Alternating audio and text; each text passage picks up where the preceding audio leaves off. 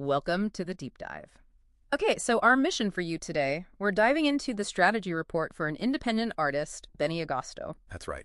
and really focusing on how he seems to have engineered this genuine blue ocean market niche. If you're an entrepreneur, maybe an artist yourself, looking for that edge in what feels like a totally crowded industry, this blueprint is, well, it's pretty compelling. Oh, absolutely. And what's fascinating, really, is just the sheer audacity of the niche itself. Yeah. Agosto has, meticulously defined his space as urban Christian dance music, UCDM. UCDM, okay. Yeah, and it's not just a simple blend. It's a really calculated fusion. Yeah. Think the driving energy of Latin urban music and reggaeton. Right, the staples. Exactly. Yeah. But then he injects these high BPM electronic sounds, specifically tribal house and that modern Guaracha Colombiana Letio. Relateo, yeah, I know that sound. Very high energy. Super fast, hypnotic, big in certain Latin club scenes. And then the anchor for all of this. Themes rooted in contemporary Christian music, CCM. And he's from Guaynabo, Puerto Rico, which informed some of that Latin flavor, too. Wow, okay, that is quite a cocktail of influences. So the central question we've got to tackle is, how does an artist make such a, seemingly disparate blend actually work? Creatively, sure, but maybe more importantly, financially. Right. Okay, let's unpack this. The report says the core strategy relies on something they call the polymath advantage. Exactly. And that's key. We're talking about an artist whose background, it's complex, highly credentialed, and it isn't just trivia, it's actually the foundation of his brand. Okay. So he's a professionally trained opera tenor. That justifies the, the superior vocal technique he claims, that sort of ethereal quality he talks about. An opera background, interesting. But then strategically, you've also got a BA in accounting, an associate degree in nursing, and he's a certified life coach. Okay, that's a lot. I find that approach really compelling. The accounting degree, for instance. That signals what? Professionalism, financial reliability. Precisely.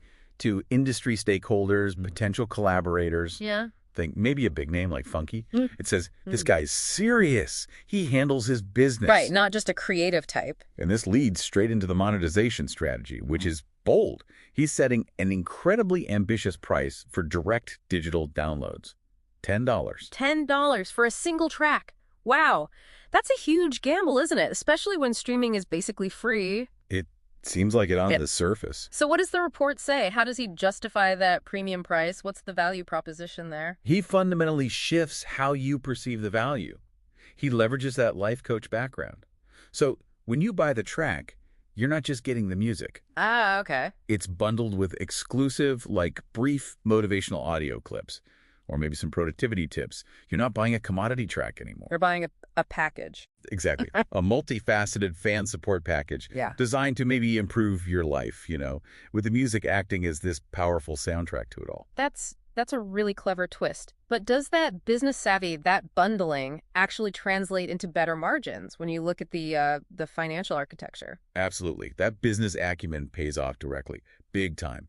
The analysis points strongly towards a self-hosted direct sales model. Meaning he sells it himself, off his own site. Right, using common tools like easy digital downloads or something similar.